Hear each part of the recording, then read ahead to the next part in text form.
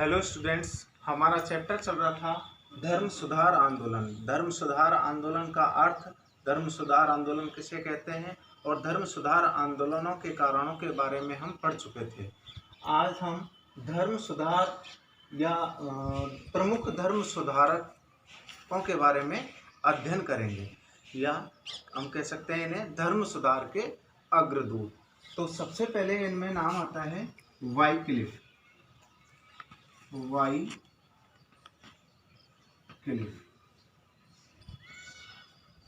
Wycliffe ये अंग्रेज विद्वान तथा ऑक्सफोर्ड विश्वविद्यालय के प्राध्यापक थे। इन्होंने कैथोलिक धर्म के बहुत से उपदेशों तथा चर्च के क्रियाकलापों की आलोचना की थी और बाइबिल के अनुसार आचरण पर जोर दिया था। वाइक्लिफ को the morning star of reformation के नाम से भी जाना जाता है। द मॉर्निंग स्टार ऑफ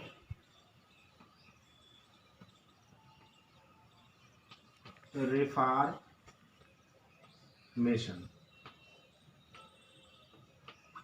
इसका मैंने पहले भी आपको अर्थ बता दिया था। रिफॉर्मेशन होता है सुधार।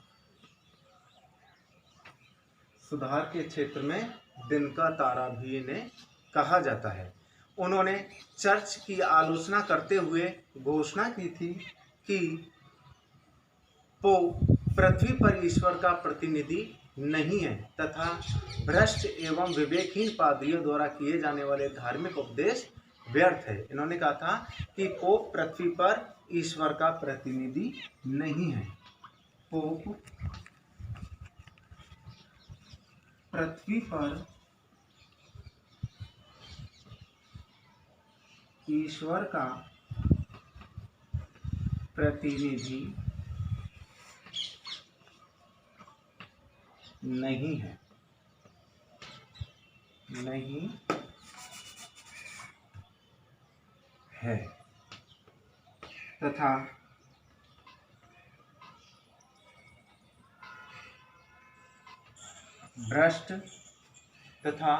भ्रष्ट एवं जो विवेकहीन पादरी थे, भ्रष्ट एवं विवेकहीन पादरी, इनके द्वारा जो भी धार्मिक उपदेश दिए जाते थे वो व्यर्थ थे। पादरियों द्वारा दिए गए धार्मिक उपदेश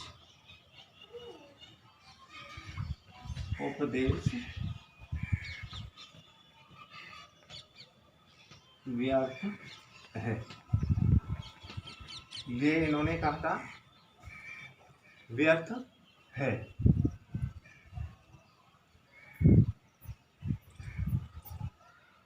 व्यर्थ है, ये विवेकहीन थे, इसलिए इनको विवेकहीन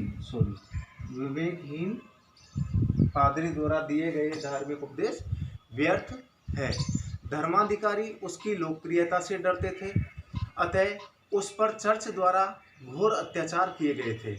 वे उसे दंड नहीं दे पाए, लेकिन मरणोपरांत उसका शव कब्रिस्तान से निकलवाकर फेंकवा दिया गया तथा उनके अनेक अनुयायियों को फांसी दी गई और अनेक को जिंदा जलवा दिया गया था। सेकंड आता है अपना जॉन हस।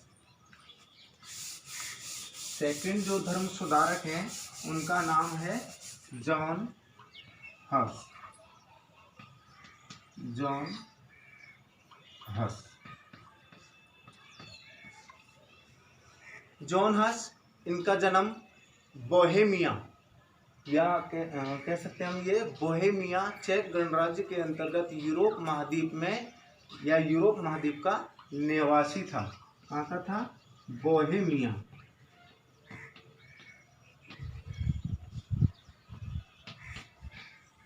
चेक गणराज्य। चेक गणराज्य कहाँ था? यूरोप महाद्वीप में।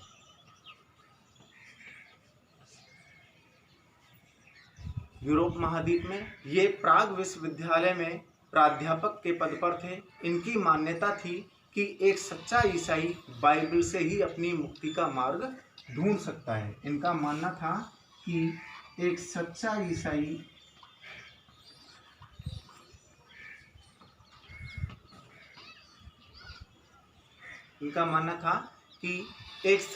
ईसाई बाइबल से ही अपनी मुक्ति का मार्ग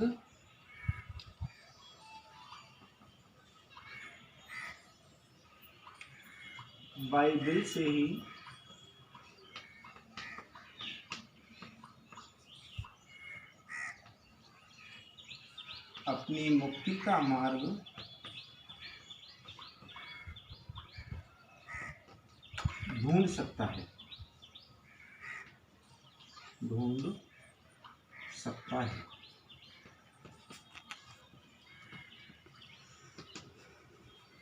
ये इन्होंने कहा था। इसके बाद वह पोप के आडंबरों का घोर विरोध करता था। जो पोप था उसके पाखंडों का विरोध करता था।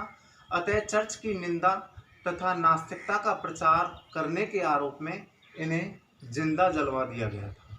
इसके बाद नेक्स्ट जो धर्म सुधारक है वो है सेवेनारोला।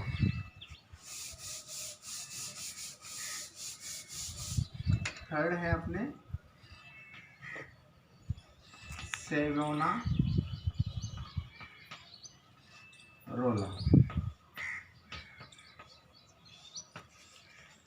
सेवेनारोला ये फ्लोरेंस नगर के एक विद्वान पादरी एवं राजनीतिज्ञ थे। कहाँ के? फ्लोरेंस नगर के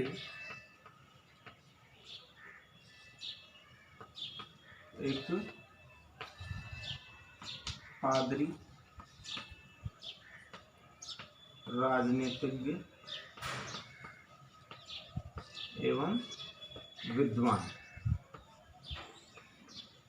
थे।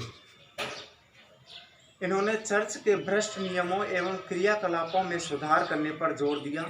वह प्रभावशाली वक्ता भी था जो सेवेनारोला था। पोप अलेक्जेंडर षष्ठ के आदेश न मानने के कारण पोप अलेक्जेंडर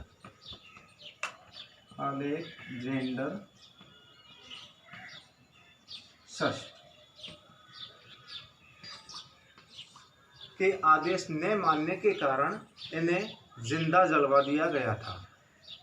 इसके बाद नेक्स्ट जो है धर्म सुधारक, उनका नाम है इरेस्मस।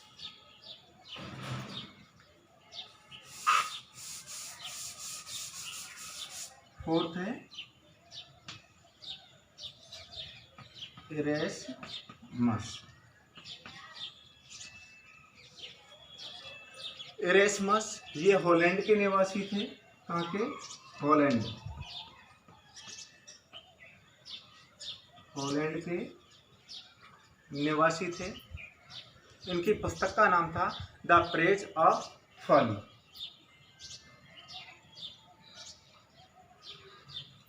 पुस्तक थी इनकी the praise of folly.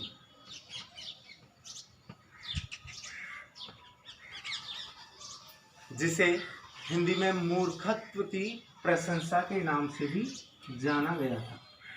Murkhatva की प्रशंसा।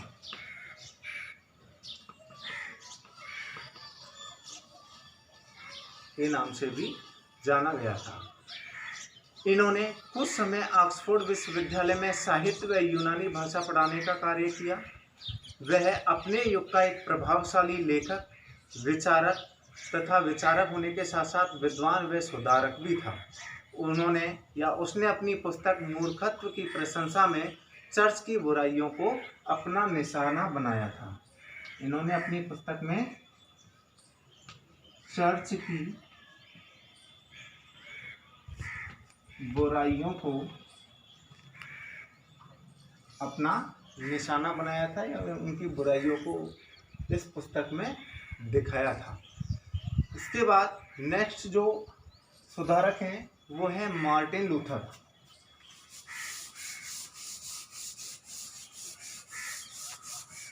नेक्स्ट विचारक हैं मार्टिन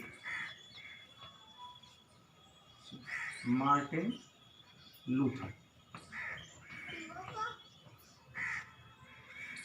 इनके बारे में कभी कभी अलग से भी क्वेश्चन पूछ लिया जाता है, तो ये आपको अच्छे से लर्न करना है। मार्टिन लूथर, इनका जन्म जर्मनी के एक निर्धन परिवार में हुआ। कहाँ हुआ था? जर्मनी में एक निर्धन परिवार में हुआ। वह बचपन से ही मेधावी था। इनकी इच्छा वकील बनने की थी, लेकिन विटनबर्ग विश्वविद्यालय में ये प्राध्यापक बन गए। विटनबर्ग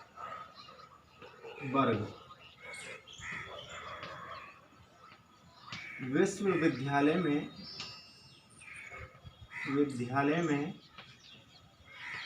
ये प्राध्यापक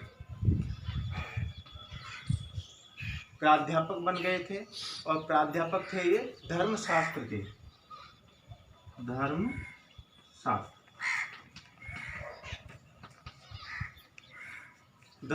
के प्राध्यापक बन गए और वहाँ भक्ति से मुक्ति पाने के सिद्धांत की शिक्षा देने लगे। भक्ति से मुक्ति पाने की शिक्षा दी। इन्होंने इस विश्वविद्यालय में भक्ति से मुक्ति पाने की शिक्षा दी थी। इसके साथ ही अध्ययन के दौरान ही उसका यह विश्वास पक्का हो गया था, या इनका यह विश्वास पक्का हो गया था कि अंतिम दिन पवित्र जीवन जीने वाली आत्माओं को ही शांति मिलेगी। इन्होंने मान लिया था कि अंतिम दिन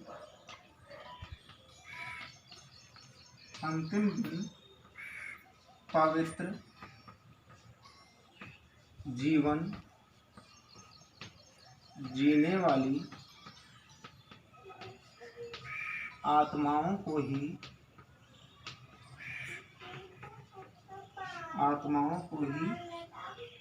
शांति मिलेगी।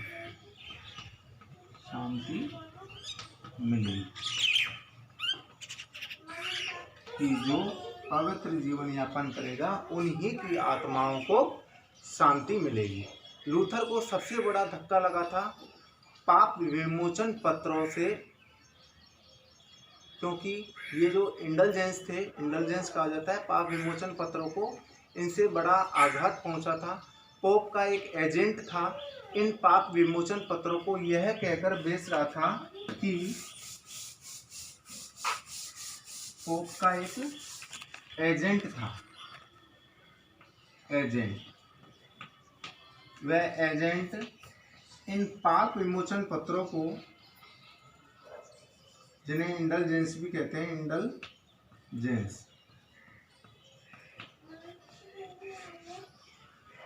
इन इंडल्जेंसों को यह कहकर बेच रहा था कि सिक्कों की खनक की आवाज उस आदमी की आत्मा जिसके लिए धन दिया गया है सीधे स्वर्ग में प्रवेश करा देगी। कि सिक्कों की खनक की आवाज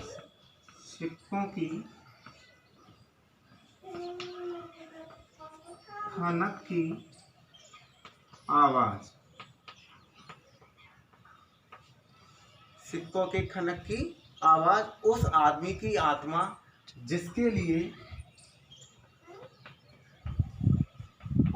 आदमी की आत्मा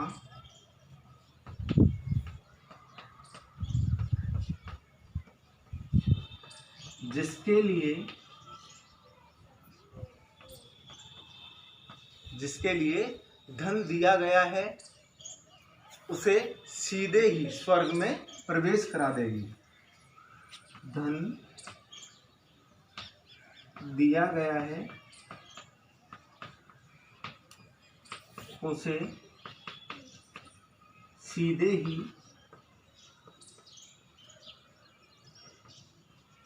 स्वर्ग में प्रवेश करा देगी। ये बातों से यही स्पष्ट हो रहा है कि सिक्कों की खनन, जैसे पैसे आप डोनेट करते रहोगे तो उस आदमी की आत्मा जिसके लिए धन दिया गया है, मतलब जैसे मैं अपने लिए अपना धन दे रहा हूँ कि मैं स्वर्ग में जाना चाहिए, मुझे स्वर्ग में जाना है इसलिए मैं पैसा दे रहा हूँ। तो इन बातों से ये स्पष्ट होता है इस एजेंट के कि जो भी व्यक्ति चर्च या पोप को पैसा देगा वह स्वर्ग में जाएगा या उसको स्वर्ग की प्राप्ति होगी। लूथर ने अपने द 95 थीसिस के माध्यम से पाप विमोचन पत्रों का विरोध किया। इन्होंने एक थीसिस निकाली थी, द 95 थीसिस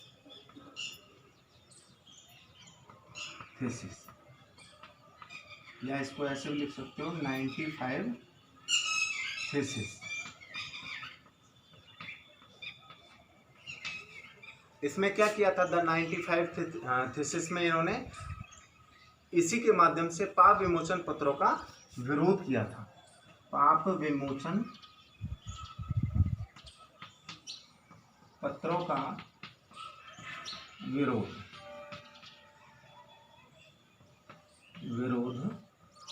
किया। लूथर ने कहा कि पाप पश्चाताप से नष्ट होता है। इन्होंने कहा था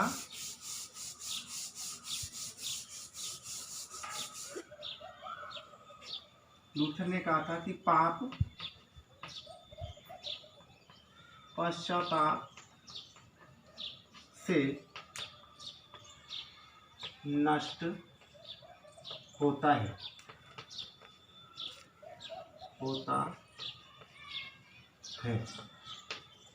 कि पश्चाताप करो पापों का नष्ट हो जाएगा।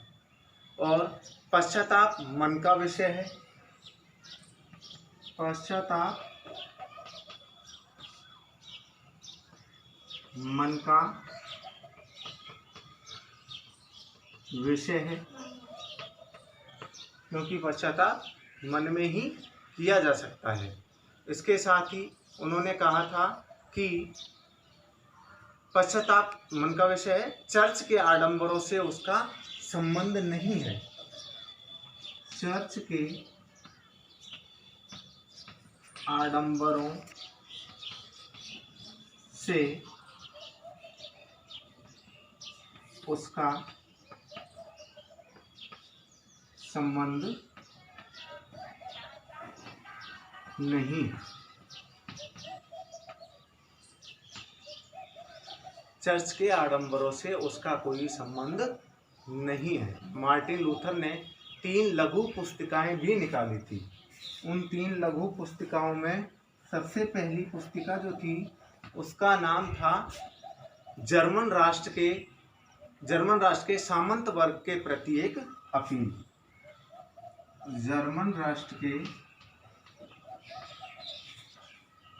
सामंत वर्ग के प्रति एक अपील। इसमें एक अपील की गई थी जर्मन राष्ट्र के अंतर्गत जो सामंत वर्ग था, जिससे जनता परेशान थी पोप के साथ साथ, उसको दबाने के लिए या उसको हटाने के लिए। सेकंड जो पुस्तिका थी उसका नाम था चर्च की बेबीलोनियाई कैद। चर्च की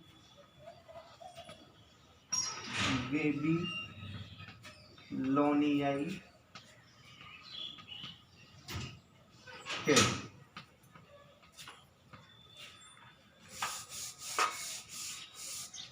ये थी लूथर की 3 पुस्तिकाएं।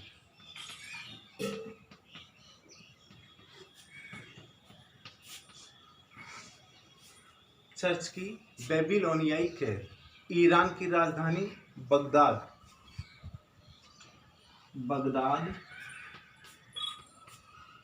जो कि ईरान की राजधानी थी। वहीं एक स्थान था बेबीलोन, क्या नाम था? बेबीलोन, जहाँ पोप को या चर्च को वहाँ कैद रखा गया था। नेक्स्ट थर्ड जो पुस्तक थी उसका नाम था एक ईसाई मनुष्य की मुक्ति। एक ईसाई मनुष्य, एक ईसाई मनुष्य की मुक्ति। एक ईसाई मनुष्य की मुक्ति कैसे हो सकती है? ये इसमें चर्च की संपत्ति, पोप और उसकी व्यवस्था की आलोचना एवं मुक्ति के सिद्धांतों का खुलासा किया गया था। इसके अंतर्गत ये जो पुस्तिकाएं थी इसमें इन तीनों में ही चर्च की संपत्ति, उनके आडंबरों, जो उनके पाखंड थे उनके बारे में, और पोप की आलोचना भी मुक्ति के सिद्धांतों का, उनके मुक्ति के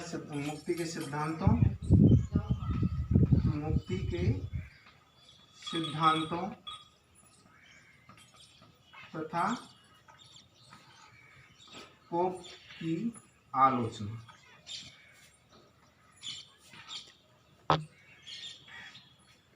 इन सभी के बारे में इन पुस्तकों में समझाया गया था, बताया गया था, और ईश्वर की दया पर अटूट विश्वास भी व्यक्त किया था।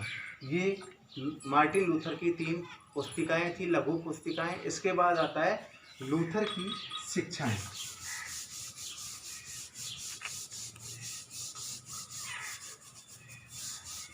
इसके बाद है लूथर की शिक्षाएं। इन्होंने क्या क्या शिक्षाएं दी थी?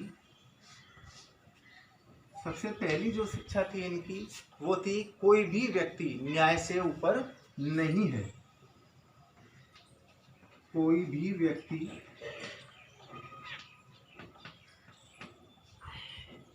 न्याय से ऊपर नहीं है, चाहे वह पोप हो या फिर कोई भी बड़ा धर्म अधिकारी हो, सभी के लिए न्याय व्यवस्था एक है। सेकंड, इन्होंने कहा था कि ईसा व बाइबल की सत्ता मानो। दूसरी शिक्षा थी इनकी, ईसा व बाइबल की सत्ता मानो।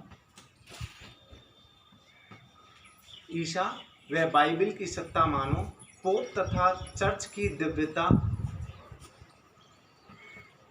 पोप तथा चर्च की दिव्यता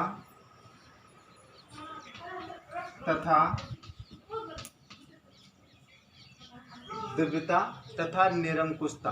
दिव्यता और निरंकुश सत्ता छोड़ो, निरंकुश सत्ता छोड़ो।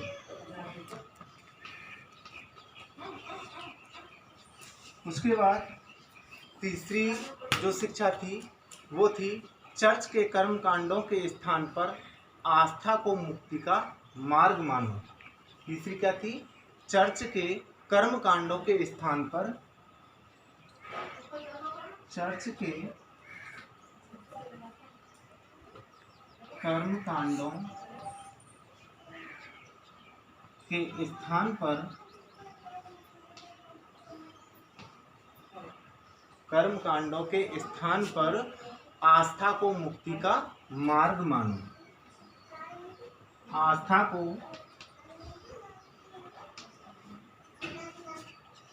मुक्ति का मार्ग मानो।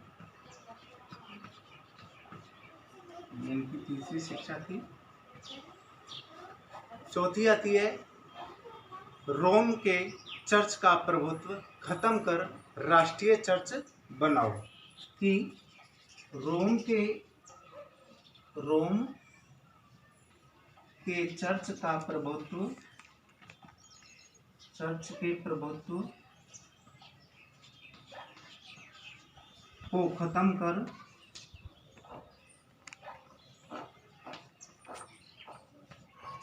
राष्ट्रीय चर्च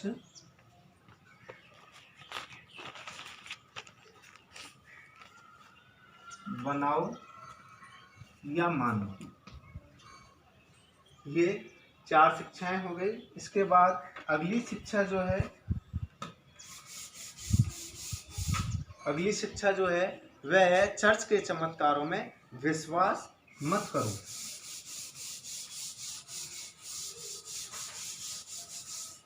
नेक्स्ट आती है चर्च के चमत्कारों में विश्वास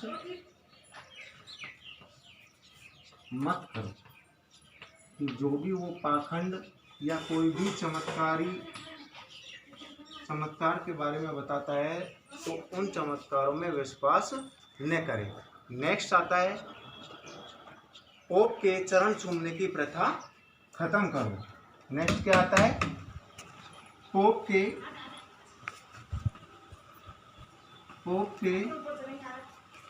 चरण चूमने की प्रथा खत्म करो। क्योंकि पहले पोप ने स्वयं को ही एक ईश्वर के रूप में मान लिया था, इसलिए वहाँ की जनता जब भी चर्च या गिरजाघरों में जाती थी तो वहाँ पोप के चरणों को चूमा करते थे। अतः इन शिक्षाओं को देखते हुए लूथर के विचारों से आंदोलन ने उग्र रूप ले लिया था तथा उसके द्वारा जर्मन भाषा के प्रयोग एवं जर्मन के लिए उन्होंने एक नारा दिया था, जर्मन के लिए।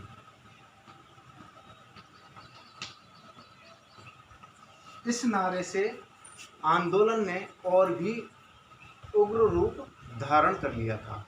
नेक्स्ट इसके बाद में अगला जो धर्म सुधारक है वो है काल्विन। अगले धर्म सुधारक हैं काल्विन। काल्विन इनका जन्म हुआ था फ्रांस में। कहाँ हुआ था? फ्रांस में। इन्होंने अपनी रचना institute of Christian religion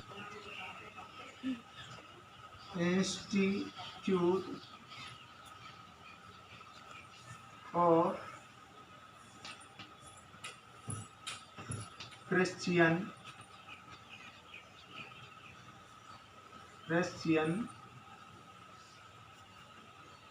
religion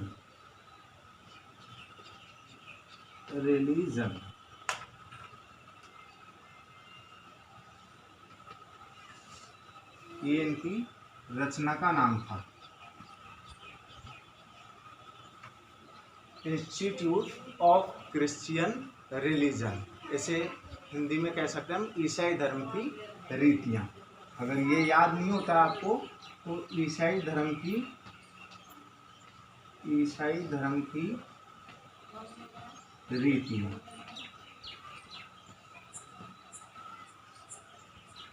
ये जो रचना थी इसमें प्रोटेस्टेंट चर्च के सिद्धांतों का प्रतिपादन किया गया था।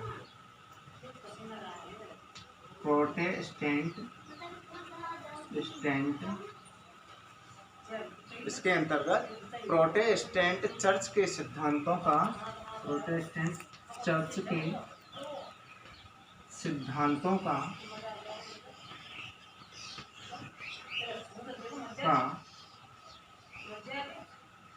प्रतिपादन किया था। किसमें? इस पुस्तक में या रचना में ईसाई धर्म की रीतियाँ। प्रोटेस्टेंट, पहले आ गया था ये शब्द। प्रोटेस्टेंट ईसाई धर्म की एक शाखा थी। ईसाई धर्म का जो धार्मिक संगठन था या जो ईसाई धर्म का धार्मिक संप्रदाय था वो प्रोटेस्टेंट चर्च के नाम से प्रसिद्ध था। इसमें मुख्य रूप से चर्च के सिद्धांतों का प्रतिपादन किया गया था। इन्होंने भी लूथर की तरह पोप के पाखंडों एवं आडंबरों की निंदा की थी। काल्विन ने पवित्र आचरण और नैतिक अनुशासन पर जोर दिया था। पवित्र आचरण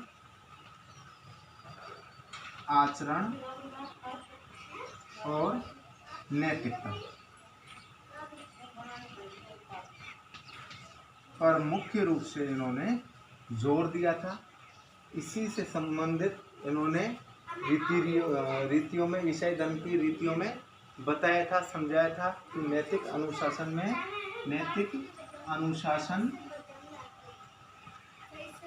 अनुशासन रखना चाहिए। ये धर्म सुधारक थे जिनके बारे में हमने अध्ययन किया था। इसके बाद नेक्स्ट टाइम अध्ययन करेंगे धर्म सुधार आंदोलनों के परिणाम।